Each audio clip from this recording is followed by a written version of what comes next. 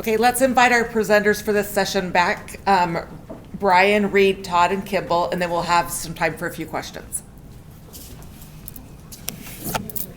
And while they're coming up, 2 of Todd's books are for sale at the Signature Books table back there, and he'll be happy to sign them for you if you buy them. Okay, questions? I got a quick one for Kimball. So I work in a library, and we're regularly dealing with access to information and finding information. And one of the biggest challenges that the students face, and researchers in general, is a lot of times the information is there, but trying to parse it and to separate what you're looking for out of thousands or sometimes millions of results is a true challenge. Yeah. So with you working with AI, and you talked a bit about access and improving that, but what have you seen or what do you think is being done to help make it so that the searches are yielding relevant results that people are looking for, especially as it's searching through intrinsically? Okay. So those of you who've used library catalogs and whatnot, digital libraries, they have a lot of filters and whatnot, so you can sort of isolate specifically what you're looking for and then search from there. Kindex has that tool. But what I'm finding now is that in light of AI, if you can apply a prompt atop all of the data, the AI can, dependent on your prompt, that AI can definitively assess what it is that you're looking at and give you the specific result that it needs. And it's getting better. It's like I say, that 6-month period that I did with the last one until now, it's grown leaps and bounds. But I would say that the time will probably come where this selection of certain boxes is what you're filtering out. You may erode away. We may just be searching based off of our prompts, and the AI may giving us exactly what we're specifically looking for. And I think at the time might even be now. All right, other questions?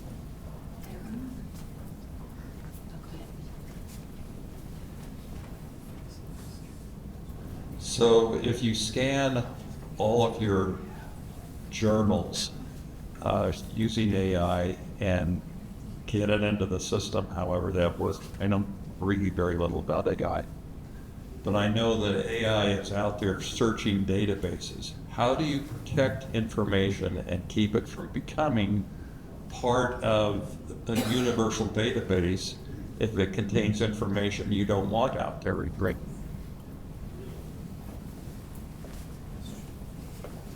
So that's a great question. You need to be careful about using the free services. The free services basically suggest, hey, you can use our service for free, but we can take your data. Now we use the API service, the backend, so they claim that they don't use it for training. So that's what you need to make sure is that the third parties that you're using are not using it for their training their own models. So that, let's say you put in something that's innovative that only you know, and you use it in a free service, you've given it to them. So you have to be very cautious about who you're using and what they're doing with your data when you input it. But once, some of the big companies that use the API service opposed to just the free services, you're safe, usually, I would say, with that. But always look at the terms before you start putting in too much detailed data. Interesting. I have a question for Reed and also one for Todd. So the missionary work in China,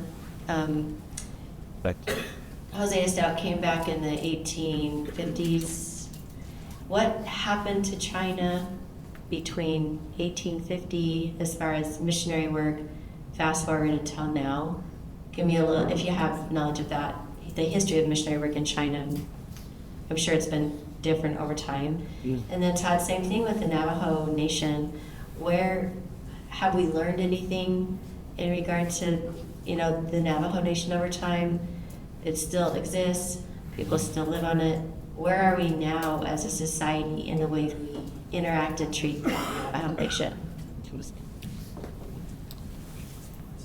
Thanks, Charlotte. I'll just give a real quick perspective on this. From 1853, when they returned, the Church of Jesus Christ of Latter-day Saints did not really instigate formal missionary work among the Chinese for a long, long time, until the mid-20th century, actually. There were some missionary forays among the Chinese diaspora, that were living throughout the Pacific and other places, like in Hawaii. We have some accounts of Samoa, where some Chinese had lived there and had joined the church, down in New Zealand, etc. They started doing more and more work among the Chinese and the Japanese immigrant population in Hawaii at the turn of the 20th century, and then well into the mid 20th century. In 1910, the first presidency sent a return missionary by the name of Alma Taylor. He was one of the first missionaries with Heber J. Grant sent to Japan in 1901.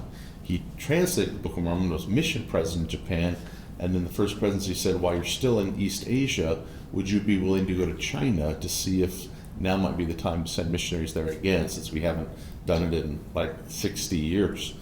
He went and spent 3 months in China. I just followed his trail in China and tried to visit all the places that he visited in the major cities anyway. And he wrote a 25-page report to the first presidency and said, China's in revolution, it's famine-stricken, this is not the time to send missionaries there. And so they didn't. In 1921, David O. McKay, an apostle for the church, went over and dedicated what he called the Chinese realm for the preaching of the gospel in Peking, in the Sun Yat-sen Garden, or what's known as Zhengzhou Park there now, in a cypress grove right outside of the Tiananmen Gates in 1921. But still to this day, formal missionary work has not happened among mainland China, and that's the status quo today. But of course in Hong Kong and Taiwan and other places, lots of missionary work. This one. My answer is just almost exactly what he said, except applied to the Navajos.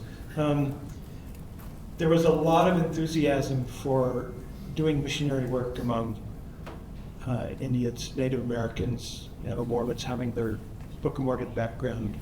And so, there were assigned missionaries to the Navajos during this time period that Denon talked about with Canal Mucho. And so we have some of their diaries, and they would go down there and they had converts, and but the missionaries would send a messenger to Canal Mucho, come talk to us. And Canal Mucho would always come, and he was always delighted to talk to the Mormons, but he never converted. He never converted himself. But at some point, I forget, I don't have the exact date in my mind right now. I think it was the 1880s or 1890s. The church decided, the LDS church decided to stop missionary work among the southwestern tribes. And then later, they started again. So in some ways, it's parallel to what is the just the All right, a question for Brian. How many Native Utah, do you know of other Native Utahns who've gone on to be Hollywood stars? Oh, there are many. Okay, let's. There are many. Okay, let's hear. I'm not really an expert in all of them, of course. The first, of course, was Loretta Young. She's related, obviously, to Brigham Young and the Young clan. Lorraine Day was kind of shortly after Loretta Young, before Marie Windsor. Both of their careers are kind of tapering off by the time Marie Windsor comes on the scene. Then, of course, you get a whole lot in the 1980s, 90s, and just to mention Roseanne Barr, Chenoweth.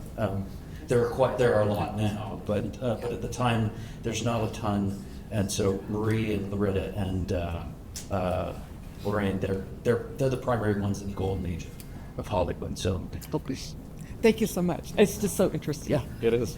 Okay, we're going to close. Ryan, we'll let you. It's a quick question probably for Brian. Oh. Do you know if Marie filmed anything here in some, a lot of movies were made here in Utah. You know if she was in any of you? She was. I can't tell you which ones because she was in so many, and I focused primarily my research most of it before her film career started in 1947. Really got started in 47. So that's kind of the next task, is to kind of place her in Utah during her career. Like I say, she never shied away from it, but I don't have a great answer to that specific question. Sorry, Brian. Okay, thanks. Okay, let's give our speakers a hand.